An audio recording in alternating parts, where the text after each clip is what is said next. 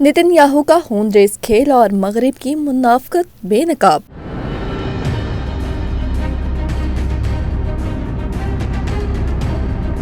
دی new York Times کی حالیہ report کوئی حیرت کی بات نہیں بلکہ ایک کھلا ثبوت ہے۔ رپورٹ کے مطابق اسرائیلی وزیر اعظم نتن یاہو نے جان بوجھ کر غزہ میں جنگ بلکہ نسل کشی کو طول دیا، صرف اس لیے کہ وہ اپنے سر پر منڈلاتے کرپشن کے مقدمات سے بچ کر اقتدار کی کرسی سے چمٹے رہیں۔ جمہوریت کے دعوے دار، قواعد پر مبنی نظام کا راگ الاپنے والے امریکہ، برطانیہ، جرمنی اور فرانس نے نتن یاہو کی نہ صرف کھلی حمایت کی بلکہ مظلوم فلسطینیوں کے خون میں اپنے ہاتھ بھی رنگ لیے۔ دوسری طرف مسلم دنیا کے مجرمانہ خاموشی اور ان حکومتوں کا اسرائیل کو اسلحہ اور سہولیات دینا اس قتل عام میں ان کی شراکت کو بے نقاب کرتا ہے۔ بات یہاں ختم نہیں ہوتی۔ ٹرمپ کا غزہ ریویرا منصوبہ، جو کہ صاف نسل کشی اور جبری ہجرت کا خاکہ ہے، نتن یاہو کی مکمل حمایت سے آگے بڑھا۔ اس منصوبے میں غزہ کے 20 لاکھ فلسطینیوں کو ان کے گھروں سے بے دخل کرنے کی سازش شامل ہے۔ آج صورتحال یہ ہے کہ غزہ کے 80% گھر ملبے کا ڈھیر بن چکے ہیں اور اسرائیل وہاں کی تعلیم یافتہ، باشعور اور با اثر افراد کو چن چن کر شہید کر رہا ہے، اور اب ہزاروں بے گناہ فلسطینیوں کے ناحق خون میں ہاتھ رنگنے کے بعد ان ممالک کو امن یاد آ گیا۔ یہ بلا شبہ منافقت کی انتہا ہے، لیکن نہتے فلسطینیوں کے لیے شاید امید کی ایک کرن بھی ہو سکتی ہے، کیونکہ برطانیہ،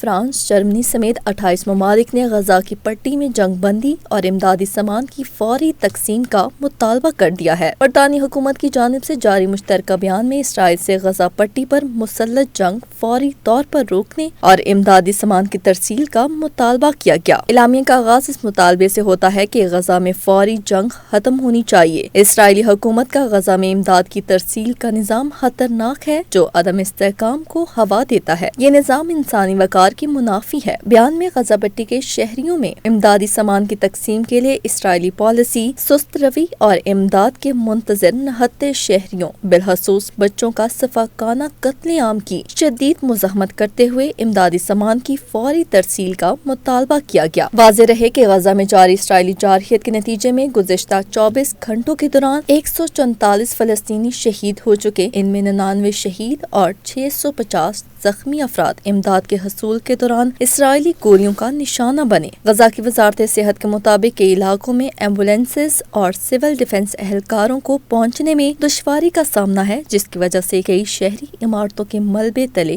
دبے ہوئے ہیں۔